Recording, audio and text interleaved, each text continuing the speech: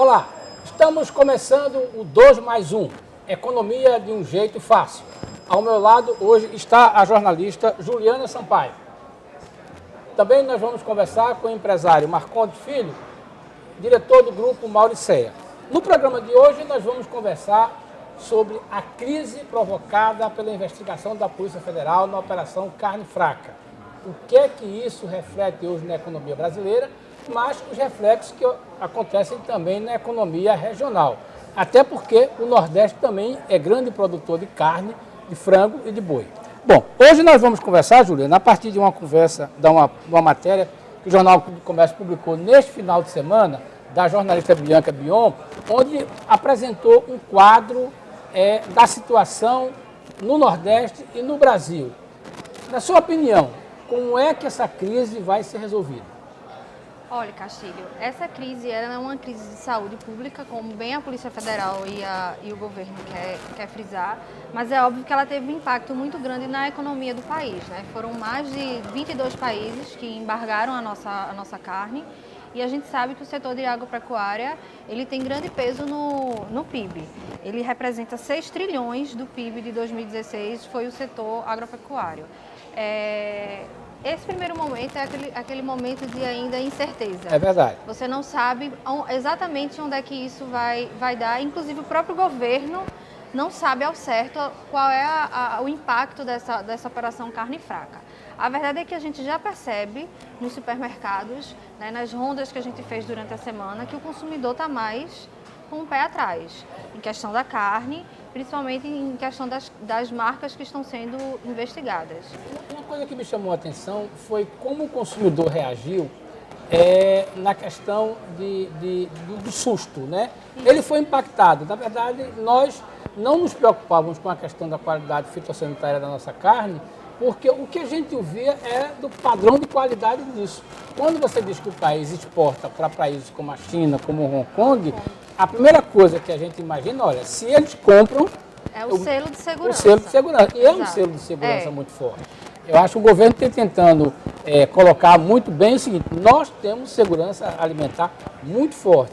Agora, o consumidor também fica muito preocupado, porque de repente você vê instituições, se bem que isso não é no Nordeste, isso é muito importante também, ficou muito preocupado, nenhuma empresa do Nordeste está envolvida nisso, e a questão me parece que está muito envolvida neste momento na questão de embutidos, que, como dizem alguns produtores, olha, a gente não, embutido é outro produto, nós vendemos, seja carne de frango, seja carne de porco, seja carne de gado ou de boi, nós vendemos o produto in natura e este produto não é a coisa principal, nós não vivemos de vender embutidos. Exatamente. Mas o fato é que o impacto ele vem sendo muito grande. Hoje a gente teve a boa notícia que Hong Kong e China, que tinham suspendido todas as exportações do Brasil, são responsáveis por 30%. Exatamente, é o nosso principal comprador, retomou as operações. É evidente que continuou suspenso com os 21 frigoríficos que estão sendo investigados. E aí é bom frisar que não é o setor brasileiro que está passando por essa investigação. Isso é verdade. Né? São 21 frigoríficos de um universo de mais de 3 mil. 4.860, mais Exatamente. Assim. Então é um universo muito pequeno para o impacto que do setor como um todo.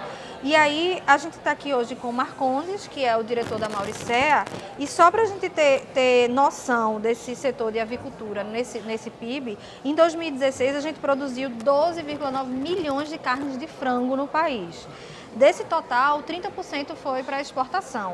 E o principal mercado é Hong Kong. Como o Marcondes pode já entrar aqui na nossa conversa para explicar a participação da empresa dele, né? Boa tarde, muito obrigado por conversar com a gente, tudo bem? Como a Juliana disse. E aí? Primeiramente, eu queria agradecer o convite, né, de estar podendo falar aqui um pouco da avicultura brasileira de Pernambuco, né? Que realmente é uma atividade hoje de grande importância para todos, né? Esse caso, esse episódio que aconteceu com a nossa carne realmente foi lamentável, né, Castilho? Porque hoje o Brasil hoje é o terceiro maior produtor, né, de carne de frango, né, só fica atrás dos Estados Unidos e a China, e o maior exportador, né? Então, ou seja, para você ser o maior exportador, você tem que ter a melhor carne, né? Você não consegue ser o maior exportador sem ter a melhor carne, né? Então foi realmente uma situação de frango, triste. Você diria, né? que nós temos a melhor carne. Sim, sim. Com certeza, hoje, Castilho, hoje o frango brasileiro tem a melhor qualidade sanitária do planeta, né? Até porque, Então- Marconi, a inspeção sanitária ela não acontece só daqui para lá. Acontece Sim, quando a sim. carne chega nesses outros países que são bem criteriosos em relação a esses produtos, né? Como Hong Kong, China, são países bem conservadores Exigentes naquilo e- que compra. E exigentes em relação à Mar- qualidade, né? Marconi lidera uma empresa que ano passado faturou 800 milhões, né, produz 4 milhões de aves por mês. E uma coisa que me chama a atenção é o seguinte, vendendo para a China, vendendo para Hong Kong, eles mandam gente para cá, ou seja, tem gente dentro do teu frigorífico. Ô, Castilho, sim, sempre eles fazem missões, né? Missões periódicas que vão ditar processos de produção, tudo. Então, realmente, são países muito exigentes, né? Se não houvesse essa qualidade, né, o Brasil, com certeza, não seria o maior exportador, né, de frango do mundo, né? E aí lá no bastidor você estava contando pra gente que comemorou essa suspensão desse embargo de Hong Kong, que você está com 5 containers em mar, né, indo para lá. Isso, rapaz. Estávamos numa ansiedade, né? Porque esses 5 containers de pezinho e asa de frango iria chegar em Hong Kong agora No dia 10 de abril. no dia 10, né? E hoje, graças a Deus, tivemos a notícia que Hong Kong abriu, né? Agora, o que é China que abriu tinha? ontem, né? Sei. E Hong Kong abriu hoje, né? Agora me diga uma coisa, você está mandando 5 containers de quê para Hong Kong e para a China? Pezinho de frango e asa, né? Pezinho de frango e E asinha, meio da asa meio de da asa. frango, meio da asa Para de quem não frango. sabe, a indústria divide a asa de galinha em 3. Então, os chineses compram aquela parte do meio. Que é a pontinha da asa, o meio e a coxinha da asa. Dá para imaginar a A quantidade. preferência do chinês é no meio. No meio. Ele Mas também consome muito a asa inteira. a asa inteira. Agora me diga uma coisa, e você estava dizendo 5 containers de pé de galinha. Aí, a cultura do Brasil não é de comer pé de galinha. Por que o chinês come pé de galinha? Pois é, Castilho. As mulheres têm que saber disso, Castilho. Olha, essa Porque o pé de Eu fiquei muito galinha, empolgada Vamos lá ver no agora bastidor por que quando ele o me deu chinês- essa informação. Acho que que eu o vou pé de passar a galinha consumir. hoje é um produto muito rico em colágeno, né? Por isso que os chineses são todos, né? Sempre é. Certo. Então as mulheres têm que saber disso para É um, consumir pro- também. é um produto, como é que se diz? No mercado chinês, ele é vendido como um produto, não é um produto exótico, é um produto da dieta normal. Normal. É o Dieta- próprio. Compra como se fosse qualquer outro pedaço. E até pelo volume, né, que eles importam, É. realmente comem esse é o dia a dia, né? Um produto do dia a dia. Você tem dificuldade para vender pé de galinha para a China? Rapaz, não, Castilho, nenhum. Ao contrário, se a gente tivesse mais, exportaria mais. Né? Realmente é um mercado. Castilho, deixa eu só responder a um internauta que ele está aqui, o Jonathan Alves, ele está perguntando, 6 trilhões, só para ficar claro, Jonathan, para você, 6 trilhões é o valor do PIB do Brasil em 2016. É verdade. O PIB do agronegócio em 2016 foi de 1,47 trilhões. Então, 6 trilhões foi o PIB todo do país. 1 trilhão o PIB do agronegócio. É isso que faz a condição de, além de ser grande produtor de soja, de milho e de outros produtos e de Frango. derivados, a gente é também maior exportador de frango e segundo maior produtor Terceiro de carne. maior produtor de frango. De frango, terceiro maior produtor de frango e primeiro de carne. E a gente, no caso de carne, tem explicação porque internacionalmente eles consideram como carne a carne de búfalo. No caso, se for só brasileiro, o Brasil é líder. E mais de suíno que está crescendo, que é uma coisa que não tem no Nordeste, mas me diga uma coisa, a avicultura do Nordeste, ela inicialmente a gente conversava muito e dizia o seguinte, olha, o mercado Nordeste se bastava. Mas aí, por exemplo, os teus concorrentes na região Nordeste também se voltaram para o mercado externo? Como é que é essa questão dos produtores? Ou o mercado interno é tão bom que não... Castilho, hoje no Nordeste assim, eu acredito que os produtores ainda não enxergaram esse mercado esse mercado externo, né? Certo. Então hoje realmente o foco do Nordeste é mais no mercado interno. Eu acho que é uma questão de estratégia, né, de cada empresa, né? Eu acredito que hoje o mercado interno do Nordeste rentabilize um pouco melhor do que as exportações. Até porque, por exemplo, no caso de uma empresa como a sua, ela precisou produzir do pinto a coisa. Vocês tiveram que fazer esse processo para chegar... Toda a Toda a verticalização. cadeia de produção. Né? A gente tem a galinha matriz, que ela põe o ovo, a gente incuba esse ovo, cria esse frango, abate para pegar no cliente. Então, pense no trabalho, né? Você fazer toda essa verticalização. Cadeia. Mas você tem Uma cadeia o seu padrão de qualidade do início ao fim da produção. Sim. temos a rastreabilidade, né, de todo o processo, né, rastreabilidade. E vocês também atuam na venda do varejo, do atacado do ovo, né? Isso que é a partir da marca da Gema. Como é esse processo lá com vocês? Isso. O ovo adquirimos essa granja de ovos há uns 15 anos atrás. Certo. E é um produto também que vem ganhando cada vez mais espaço na mesa do consumidor, né? Principalmente agora, depois do mito do colesterol, né? Sei. A queda de que o ovo não era um vilão no colesterol, você diria. Mas não foi porque a crise de 2015 a gente trocou, ou melhor, o cidadão trocou a carne de frango pelo ovo? Não foi por isso, não? Como é que é? Castilho, eu acho que não. Eu acho que foram muitos estudos, né? E se descobriu realmente que o ovo é o segundo alimento mais importante do mundo depois do leite materno, né?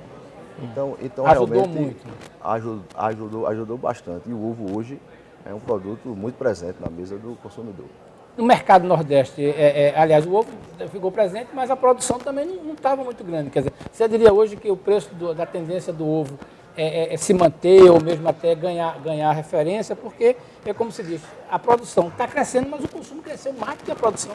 Isso, eu acho que a tendência é se manter, né? Que o estado de Pernambuco tem uma produção razoável, né? De ovos. Eu acho que a tendência é se manter por aí. Agora, Marcondes, a gente sabe que o principal alimento desses frangos é o milho e a soja. Como é que está em relação a essa seca, né? Que complicou 70%, né? Na verdade, do custo do frango hoje é milho e soja. O ano passado, o ano 2016, foi um ano realmente muito difícil, né? Que houve uma estiagem muito grande, né? Nos centros produtores de milho e soja. Com isso, o preço do milho e soja caiu, aumentando também o custo. Esse ano para 2017 já houve mais chuva, Então vai ter mais chuva. Então esse ano seria bom em relação a custo de produção. Certo. Se não fosse esse episódio, né, da operação carne fraca, a tendência realmente seria um ano bom. Mas eu acho que nem tudo está perdido, né, Castilho? Também nós estamos no mês de março. E o desafio agora, né, que o desafio do país vai ser realmente resgatar essa confiança, né? Certo. A gente acredita que talvez no segundo semestre as coisas comecem a se acalmarem. Você não precisou fazer nenhum replanejamento, reprogramação da sua empresa, não? Castilho, sim. A gente reduziu, no momento da notícia, a gente reduziu a nossa produção em 10%. 10%? 10% porque o grande prejuízo... Já prevendo que o consumidor iria retrair lá na hora de comprar no supermercado? Ou... Não, porque na verdade foram mais ou menos 9 dias sem exportar nada, né? Nada, com isso, os estoques dos frigoríficos aumentaram e foram obrigados a baixar preço para escoar esse produto no mercado interno, né? A exportação hoje representa quanto para a tua empresa? 5%. Hoje ainda atuamos pouco nesse mercado. Tempo você está começando a exportar? Nós exportamos há 5 anos. 5 anos, sim, 5 anos. E o principal mercado é Hong Kong? Hong Kong, o principal mercado é Hong Kong, um pouquinho de Peru e um pouquinho do Haiti. Mas o principal é o Hong Kong. Mas exportar é, como se diz, é uma coisa que você tem que trabalhar anos para isso. Né? Você é um novato, 5 anos é um novato, vai precisar exportar, vai precisar trabalhar muito nesse mercado. Muito. E que exportação, né, Castilho, é uma questão de confiança, né? É a mesma coisa que se você, por exemplo, confia numa pessoa há uns 15 anos e por motivo ou outro, essa pessoa quebra a sua confiança, isso né? aí. Você vai passar a analisar mais aquela pessoa, né? Controlar mais aquela pessoa. Então, eu acredito que o grande desafio hoje é restabelecer a confiança do Brasil, né? Deixa eu só ler aqui mais uns comentários. A Ana Pereira está dizendo que é muito fã nossa. Obrigada pelo carinho, Ana Pereira. É para vocês que a gente está aqui fazendo esse programa e trabalhando para trazer sempre notícia de qualidade. Tem a Cida Nunes, que diz que carne boa é o que queremos, com certeza. E não esqueça que a carne do mercado brasileiro é uma carne muito boa, né? E esse problema é a melhor, fale ressaltar que é a melhor. É a melhor, é um problema pontual, né? Em alguns frigoríficos, mas pode continuar consumindo sem risco, né? Sem receio.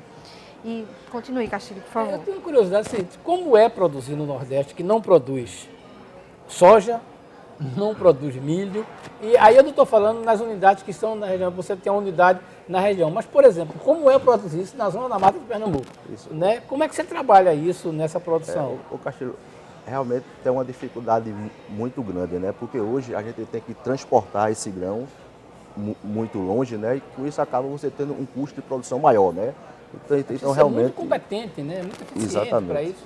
É uma dificuldade grande, mas é você conseguir ser eficiente em outras coisas, né? Para compensar esse aumento de custo do frete. O frete, E né? conseguir ser competitivo no mercado. É um desafio. O fato de você ter uma unidade, por exemplo, lá na Luiz Eduardo Magalhães, não é isso? Sim. Ajuda por exemplo, a que você possa comprar a produção de lá para trazer para cá, ou tem que ser no mercado mesmo? Não. Tem que brigar pelo preço? Ajuda bastante, né? Por exemplo, o nosso custo de produção, de produzir aqui em Pernambuco e produzir na região Luiz Eduardo, é mais ou menos 7% mais caro produzir aqui. Certo. Exatamente porque lá hoje a quinta maior região agrícola de grãos. A gente está dentro do milho e da soja, né? A gente vai pegar o milho e a soja pertinho, 2, 3 quilômetros. Com isso... Porque, na verdade, uma colaboração importante da companhia é o seguinte, que a Mauricéia decidiu fazer carne de frango num lugar que só produz milho e soja. E teve que vencer uma cultura, né? Até hoje você diz assim, ó, não é fácil fazer isso porque o produtor lá está interessado em produzir grão, não está em produzir carne. Como é que foi isso? Exatamente, Castilho. Hoje a gente ainda tem essa dificuldade, né? As nossas granjas estão sendo praticamente todas próprias, né? Mas ao longo do tempo estamos tentando reverter para conseguir os parceiros, né? Para fazer um sistema de parceria, né? E lá você produz o que por dia? Nós, hoje, lá em Eduardo, abatemos 65 mil dia. 65 mil. E aqui em Pernambuco, 80 mil aves dia. Pernambuco é a maior produção? É a maior produção, é a maior produção. É uma produção de aproximadamente 300 toneladas de carne de frango por dia. Por dia? Isso, por dia. O que é ter 65 mil aves pronta por dia? Né? Como a gente sabe que, e você até já comentou, isso é um processo, é uma cadeia, né? Do pinto ao frango, quantos dias são? 50 e poucos dias. Isso. Significa que você tem que ter um plantel de quantas aves lá na Bahia, por exemplo? Pois é, Castilho. Na Bahia, por exemplo, a gente tem que ter um plantel de 2 milhões de aves. 2 milhões de aves. Para poder... Porque tem o peso certo para o abate. Isso. Né? O peso correto hoje, né, para se abater uma ave, varia entre 2.700 a 3 quilos, com aproximadamente 45 dias de idade. É essa mesma pesagem que vai para a exportação ou a exportação varia um pouco? Na nossa realidade hoje é a mesma pesagem, mas tem algum mercado que prefere aquele galetinho menor, que é o chamado griller, né? Varia de país para país. No nosso caso é o mesmo hoje. Tá certo. Entendi. Foi muito bom, acho que a conversa bastante esclarecedora, porque Obrigado, o fato dessa coisa. Deixa eu só Mas vamos ver agradecer aqui a Iago Carazoni, ele está dizendo que é um ótimo programa. Obrigado, Iago, pela sua participação. Continue nos assistindo, toda a programação da TVJC. E tem a Fátima Barbosa, que está mais pessimista, dizendo que a Operação Carne Fraca não vai dar em nada. Vamos ser otimistas de que isso veio para poder melhorar a nossa qualidade, né, produtiva. E é sempre bom lembrar, a Operação Carne Fraca é focada em corrupção de agentes públicos. Não foi focada em nenhum momento de discutir a qualidade fitossanitária do que está produzindo. Exatamente. Tanto que a gente tem que conversar É bom separar, né, as coisas. É bom separar as coisas, separar isso. Então, muito obrigado, Marconi, pela essa conversa. E para encerrar, nós colocamos uma frase hoje, a frase da semana, que diz um pouco do que é essa necessidade de estar se superando e estar se vencendo e desafiando. Vem do biólogo Charles Darwin, quando diz o seguinte: não é o mais forte que sobrevive, mas nem o mais inteligente. Quem sobrevive é o mais disposto a mudanças. Como na indústria de carnes, vai sobreviver quem estiver disposto à mudança e focar sempre no mercado. O 2+1 fica por aqui e nós voltamos na próxima semana. Tchau, Obrigamos pessoal. pela sua audiência e até a próxima semana. Tchau, tchau. Obrigado.